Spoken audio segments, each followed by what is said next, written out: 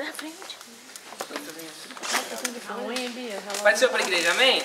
Amém. Peço aos irmãos que se coloquem de pé. Vamos abrir a palavra de Deus em Efésios, capítulo 2, versículo 8. Efésios, a carta de Paulo aos Efésios, capítulo 2, versículo 8. Quem achou, diga amém. Quem não achou, diga misericórdia. Misericórdia. Duas vezes, pode? Efésios, capítulo 2, versículo 8. Diz assim a palavra do Senhor: pois pela graça que sois salvos, por meio da fé, e isso não vem de vós, é um dom de Deus. Vamos orar. Pai Santo, Deus amado, eu coloco esse momento na Tua presença. Oh, Pai, eu de mim mesmo não tenho nada para dar, Senhor. Se o Senhor, não quiser abençoar, oh Pai, nós não podemos ser abençoados. Senhor, nós queremos ouvir a Tua voz. Estamos aqui para escutar o Teu chamado.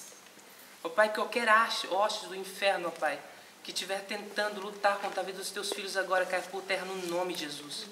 Que o Teu poder se manifeste agora nesse lugar, ó Pai. É isso que eu te peço, Pai, em nome de Jesus Cristo. Amém. Pode assentar. Bom, já tem uns 2 anos, na verdade, que Deus tem tratado comigo algumas coisas bem preciosas, na verdade.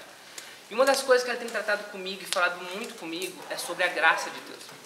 A pastora até disse aqui em um dos cursos que se alguém quisesse falar sobre a graça era um tema mais fácil de se falar. E naquela época, inclusive, eu estava estudando muito sobre a graça. Eu escutei muitos seminários, vi muita coisa, li muita coisa, para saber um pouco mais sobre o que significa a graça.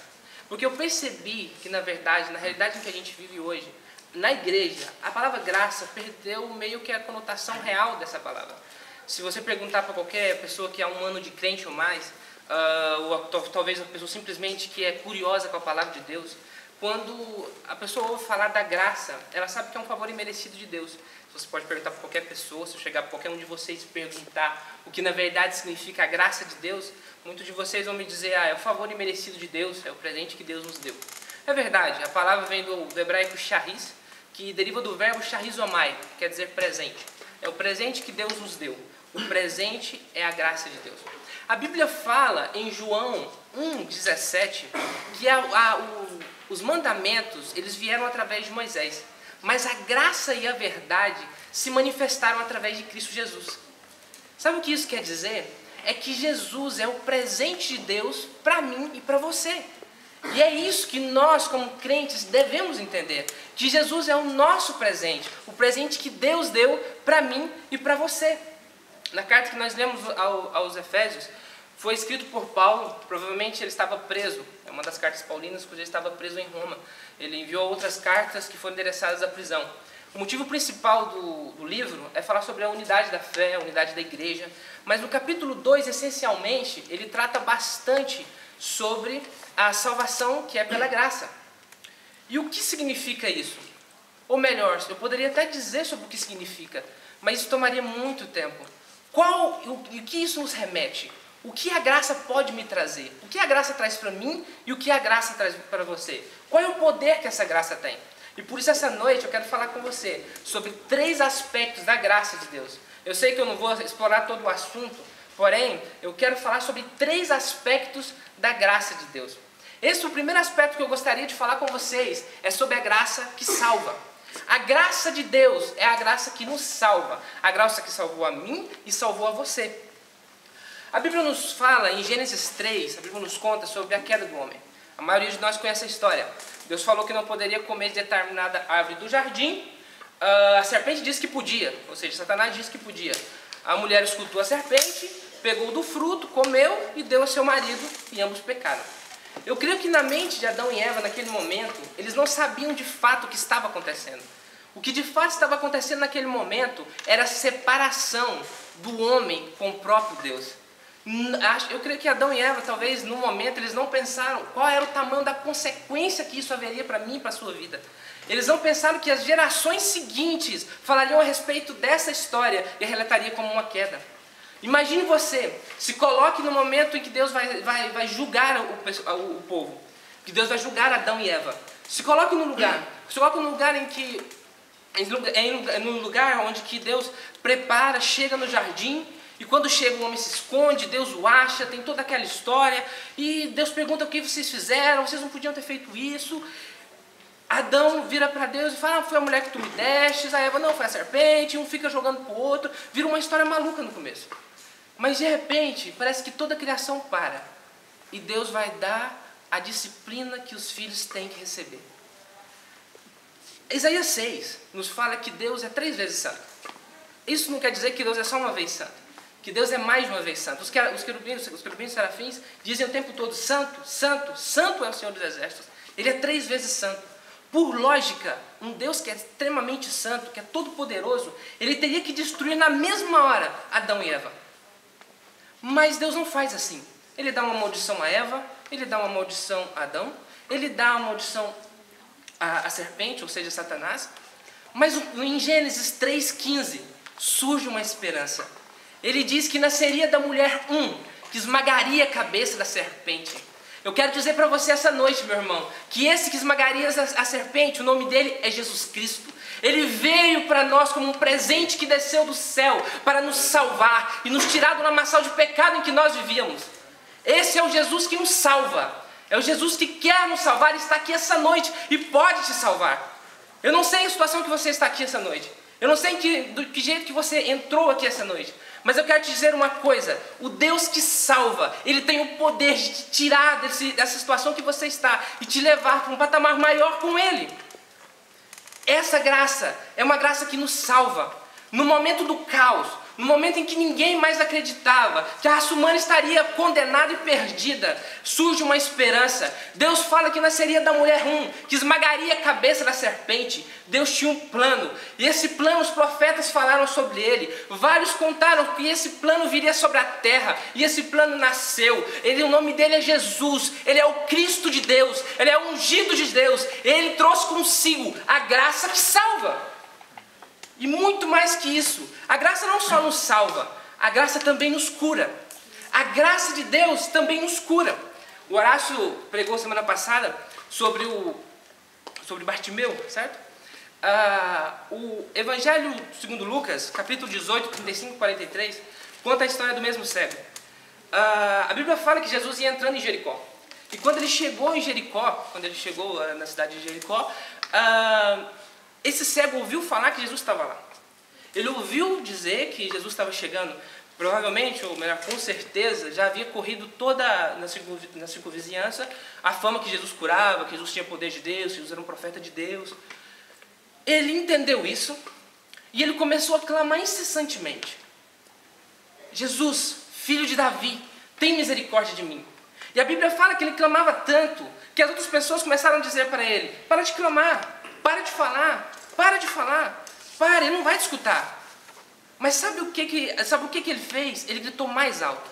Ele começou a bradar com todo o seu coração: Jesus, filho de Davi, tem misericórdia de mim. A Bíblia fala que Jesus virou. E ao Jesus virar, Jesus falou: traga-me ele. Apareceu o cego veio diante dele.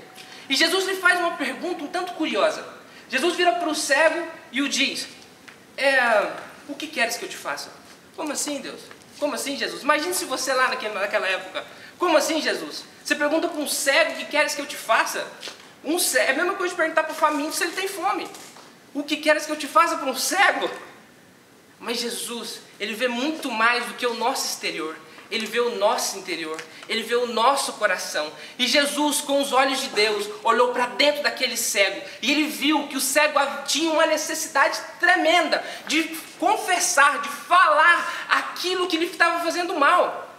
E quando Jesus lhe pergunta: o que queres que eu te faça? Ele solta com o coração, isso gera fé nele, e ele diz: Senhor, eu quero ver. Oh, meus irmãos, a cura na minha e na sua vida, que só vão acontecer quando nós confessarmos diante de Deus.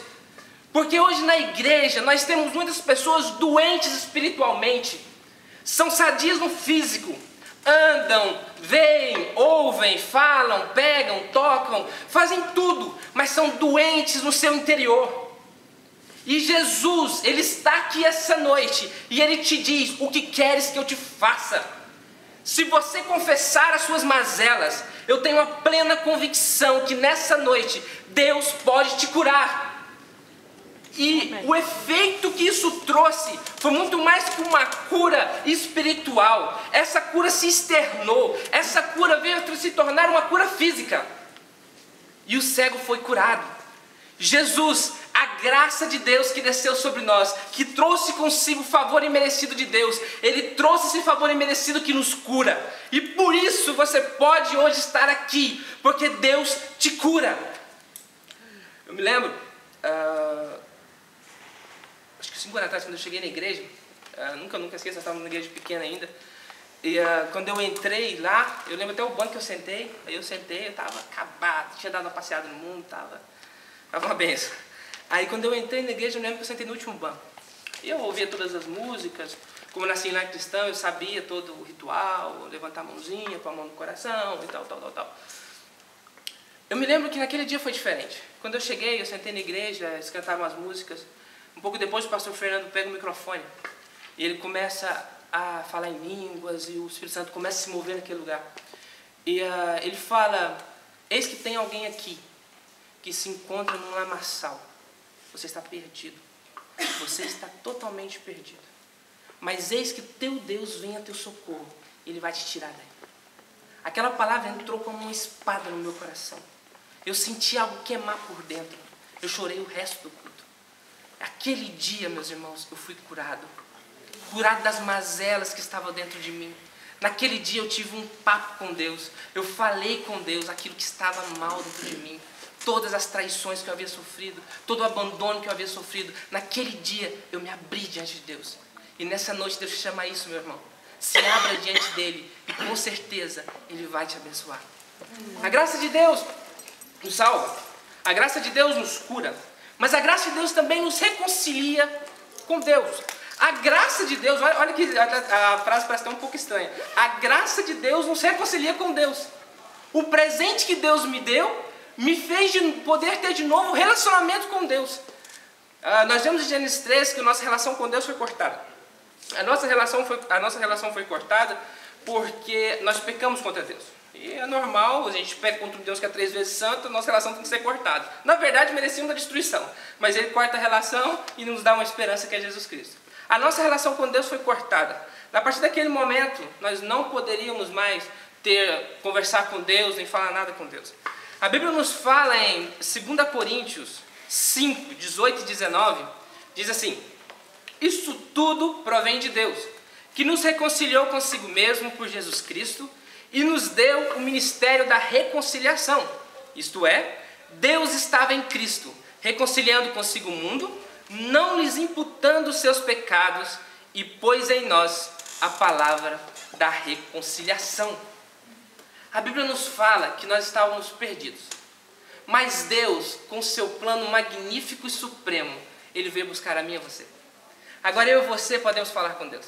Agora aquilo que estava cortado não está cortado mais. Me lembro na escola dominical, quando eu era presbiteriano no Brasil, eu lembro que a música que tocava toda a escola dominical e eu gostava muito dela. É aquela que o véu que separava já não separa mais. A luz que outrora apagava e agora brilha e cada dia brilha mais. Eu gostava muito dessa música, porque eu entendi, mesmo desde pequeno, que o véu que nos separava não separa mais. Quando Jesus abriu os braços na cruz do Calvário e gritou: está consumado, o véu se rasgou de cima para baixo e nós agora podemos entrar confiantemente diante de Deus, a fim de receber da parte dele graça e misericórdia. Ninguém pode nos impedir mais, aleluia! Ninguém pode nos impedir, nem nada. Nós agora podemos ter comunhão com o Pai. Quando você coloca o teu joelho na tua casa, quando você ora no teu serviço, onde quer que você esteja, a tua comunhão com o Pai foi retomada por Jesus Cristo na cruz do Calvário. E é isso que nós temos que entender. Nós estávamos perdidos. A Bíblia fala que estávamos perdidos nos nossos delitos e pecados. E a Bíblia nos chama ainda de inimigos de Deus. E a Bíblia fala ainda que os nossos pensamentos eram escravos. E diz ainda mais que o nosso corpo só fazia o que o pecado mandava. Você sabe o que a reconciliação nos trouxe? Liberdade. A Bíblia fala que nós éramos cegos enquanto estávamos no mundo. Mas agora que nós temos Cristo, nós somos livres. Livres para adorar a Deus, livres contra o pecado. O pecado já não nos domina porque nós somos livres. É dessa liberdade que eu estou falando. É essa liberdade que a reconciliação de Deus nos trouxe. A liberdade de podermos estar perto de Deus. O que antes era obrigado a fazer sacrifícios, ou fazer várias coisas, agora não, meu irmão. É só você pôr o teu joelho no chão e falar: Senhor, entro diante de Ti em nome de Jesus. E o caminho está aberto, a passagem está livre. Você pode entrar diante de Deus a fim de receber graça e misericórdia da parte de Deus Pai. Essa graça nos reconcilia. Em Colossenses 1, 19, 22, está escrito: porque foi do agrado do Pai que toda a plenitude nele, Cristo, habitasse, e que, havendo por ele feito a paz pelo sangue da sua cruz, por meio dele, reconciliasse consigo mesmo todas as coisas, tanto as que estão na terra, como as que estão nos céus. E a vós também, que no outro tempo ereis estranhos, e inimigos no entendimento pelas vossas obras más.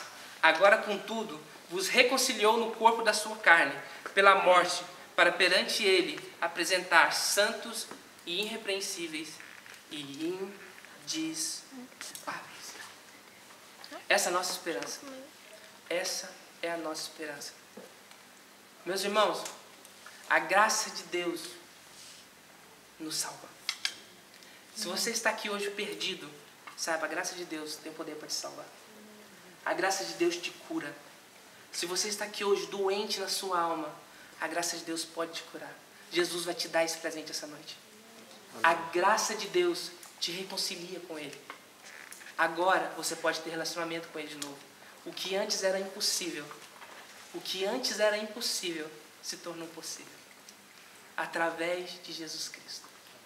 A graça de Deus é a graça que salva. A graça de Deus é a graça que cura.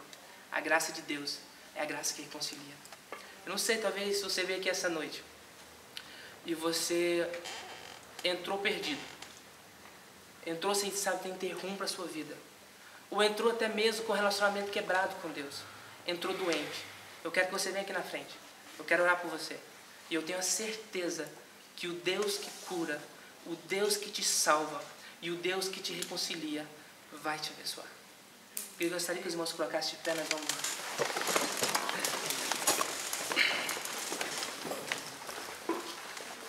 Pai Santo e Deus amado, eu entrego os teus filhos nas tuas mãos.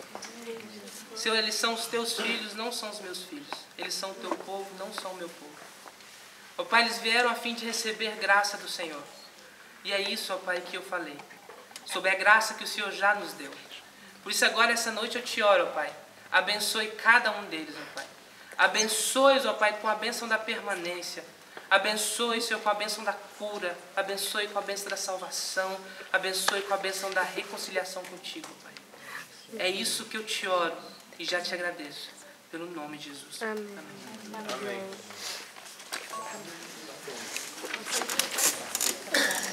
Eu aceito Jesus.